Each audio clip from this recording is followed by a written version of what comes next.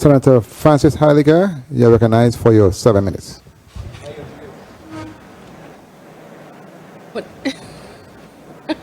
Good afternoon, good morning, everyone. I hope, good morning again to the testifiers, to my colleagues, and to the people of the Virgin Islands. First of all, I want to ask a couple of questions. I want to direct my first set of questions to the Division of Banking and Insurance. Can you quantify the amount of moratoriums, the amount of forbearances, the amount of extensions that you have? Do you have any knowledge as to the total amount? We had that information reported to the banking board. Most of that information was proprietary, given the dollar amounts that were associated with it, but that information was reported to the Virgin Islands Banking Board, which is a regulator of all the banks that are doing business in the territory. As I reported, though, out of those, there were very few that were requested, and out of those that were requested, as the president of the Bankers Association testimony also supported, very few extensions. Virgin Islanders were made aware of the fact, and those who contacted the division aware of the fact that if we were to get a moratorium, that money still has to be paid, and so many persons opted to continue making their loan payments, which is great. Excellent. I want to ask you guys a little bit about the PPP program, because I have gotten quite a bit of complaints in regards to this potential upcoming rental program, but in partnership with the PPP program. I'll explain to you a little bit. Some of the individuals that have gotten benefits because, for example, they were landlords and they had businesses where tenants might not have paid, and they got benefits through the PPP program. Because this upcoming rental program is also there, they're now going back to some of these tenants and trying to get them to go and apply, claiming that you still owe me money.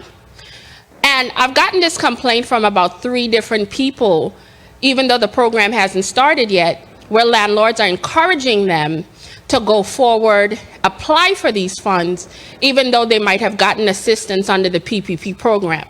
I want to know, are there mechanisms in place for situations like this potentially occurring? Is there checks and balances to make sure those who might have gotten assistance prior might not be sending tenants to go collect this money after the fact?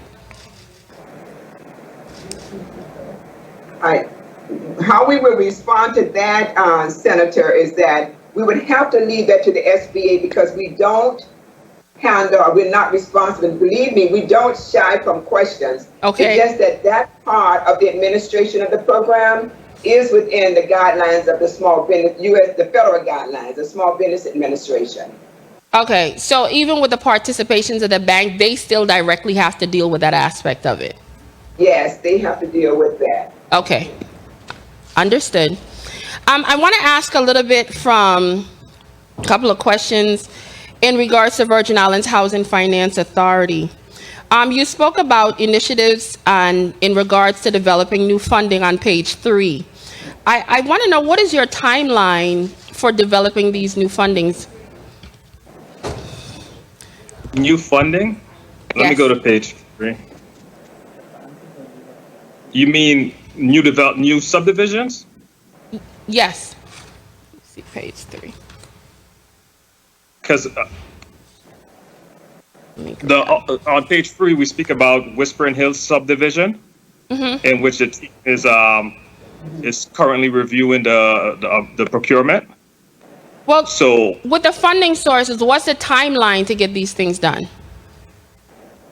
The timeline of the funding sources. So it's not a matter of the funding sources. So we have an invitation for bids for the construction of phase 2, which will be out this month. So the contractors will then bid on the work and send it back to us with pricing. And from that, we'll pick the lowest responsive bidder and give it to a contractor to develop their homes. Okay, do you have a timeline overall? Like, once you go through the bidding process, you get a contractor, do you give the contractor a specific timeline based on, say, the size of the project? What is the average timeline? Because people are more concerned about getting into homes. So we're trying to get to the information of the overall timeline of how long these projects are going to take. So I have the timeline in each of them, so I can reiterate it. For Whispering Hills, this would allow, and I'll read it out from the testimony, the construction and delivery of all 16 homes within 16 months with a staggering of the start dates for each home. So the timeline for procurement is about 3 to 4 months, and then the timeline for construction is about 9 to 12 months. Okay, 3 to 4, 9 to 12. Okay, I have another question I want to ask. When it comes to a lot of these areas where it's going to be having group homes, are you planning to allow tenants to create, say, associations, or they're going to be individual? All of the communities that we create a homeowners association at the start of the community, and then we turn it over to the homeowners after we sell the last home. So would they have any input after the fact to alter some of the development of how the associations are set up once you turn them over? Yes, it's in their full control. Okay. Well, thank you so much for the time. Oh, I'm sorry. I thought he said time was up. I apologize. I wanted to ask another question when it comes to the Charities section of our testimony. One of the individuals, Ms. Dermia, are you still here, Ms. Dermia?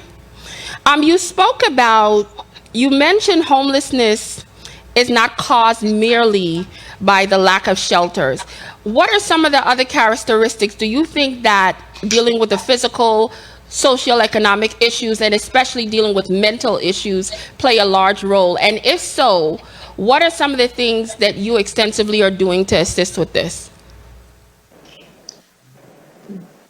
This is Ms. Derimac, Methodist Training and Outreach Center. Time. One of the main. You may proceed. Should I continue? Yes, thank you. Okay. One of the main challenges or issues that we face within the homeless population, of course, is one that many people is our mental health issue. One of the things that we try to do here at my agency the best we can is to help the homeless or the persons with obtaining counseling and support. Most of them that we encounter that need help through the system, we walk them through the system. And that's why in part of my testimony, I said to navigate them back to stability and community, because that's one of the things that we're lacking within the community, along with the day-to-day mental health care that they need. I don't think we can speak on that enough. But one of the... When you speak about navigating them back, could you share some of the steps that you take to get there? Because I am in full agreement with you that mental health is a major issue, as I have had to deal with sometimes friends or even individuals I know personally are homeless because of mental issue. So what does your organization, for example, so I could learn a little bit more step by step that you try to do to navigate them there? The first thing we do after intake and assessment is go through their needs. We have counselors, we have discussions with them to find out exactly where they're at. At that point, then we come together as a body within the organization. If they need to be reconnected with human services, in that way, we allow them we help them with the paperwork to go through human services for medical assistance. We help them with applications for cash assistance, food stamps, the necessary tools that they need. Medicaid being a big part of that, because once they have the medical assistance, then they can go through counseling, they can get the medications that they need.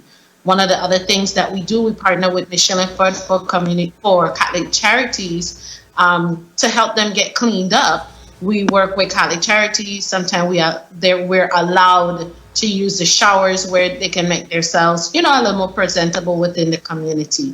The big piece is connecting the dots with the services that they need within the community. The big piece is connecting the dots with the services that they need.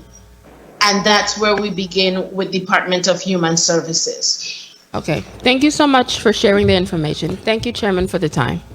Thank you so much, Senator Francis Heyliger. Before I go to Senator Francis Heyliger's mic, please. This question is for Ms. Shillingford from Catholic Charities. You spoke a little bit about, you shared the bulk of the individuals that you see coming in is from Colorado. Do you have any separation as to any issues they're coming with, specifically whether mental issues or substance abuse?